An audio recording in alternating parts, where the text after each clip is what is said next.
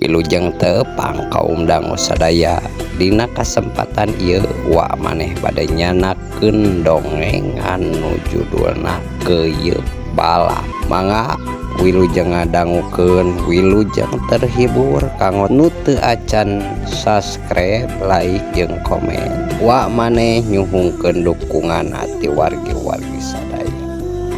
Yuk bra. Dicaritakeun ieu pasangan suami istri Sodin jeung Nyi Edoh disaprak meuli kasur anyar. Alhamdulillah keluarga Mang Sodin jeung Nyi Edoh bakal kadatangan semah nu dipihar nya eta bakal lahirna budak kanyaah duaan Mang Sodin jeung Nyi Edoh. Beteung Nyi Edoh eusina karak 2 bulan cenah ceuk para aji nu bisa ngurus eta oge. Atuh kacida bungahna Mang Sodin ngadenge eta bewara gumira. Ngaran anu keur kakandungan mah sok aya kasebutna nya eta Nyiram ngaran.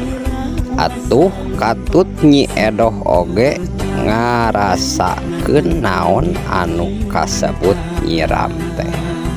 Sok sagala hayang atawa samar kahayang teh geningan kaum dangu. Dina hiji wanci Nyi Edoh utara biasa na eta menta kadaharan sabangsading sato cai timimiti lauk belut harmis jeung nu sejena.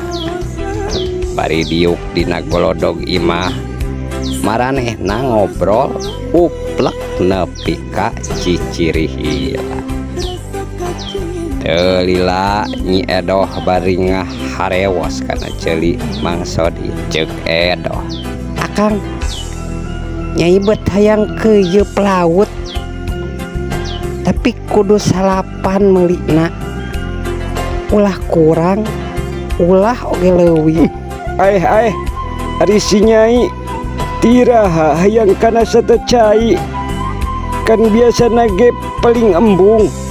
Komo ieu nuangna karek dititah pangasaan lauk meunang useup akang ge Nyai mah sok manyun bari kukulutu. Jawab Mang Sodin dina temalan caritana. Atupan Nyai teh nuju ka kandungan.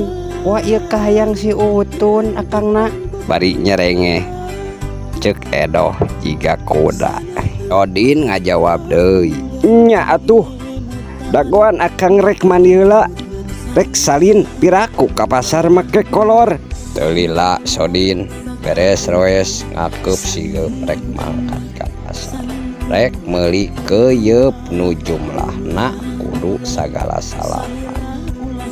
Kacaritakeun geus meuli keuyeub teh Sodin langsung balik.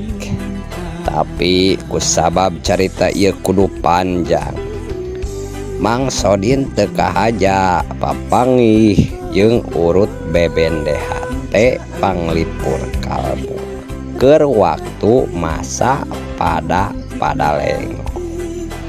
Silih tunjuk, silih seuri, silih tanya. Baru ngobrol weh bangun. Poho yen Mang Sodin teh lain lengoh lain bujang. Kabeneran eta wanoja teh anyar pegat jeung carogena. Nyi Randa ngaranna. Singkat carita bakat kusono meureun Sodin ka Nyi Randa nepi ka poho yen Nyi Edoh teh nu nungguan eta keuyeub rek dipolah.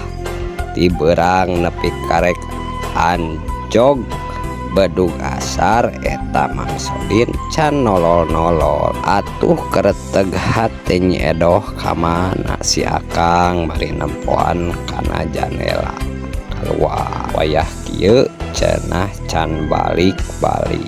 Mang Sodin pamit balik ka Nyi Randa bari dibere oleh-oleh moci sakantong jeung biasa peluk hangat cium dekat. Weh balik Sodin teh saja jalan Mang Sodin mikir nyeun alasan naonnya edoh supaya ulah dicarekan. Beki deket buruan imah Mang Sodin geus katempo. Masih keneh neangan alesan nu kahar ku akal. Remang-remang Nyi Edoh ti kajauhan geus nulak cangkeng jeung samutut camerut. Bangun anu rek meupes keuyeung ka Mang Sodin. Teu lila Mang Sodin ngadadak boga akal.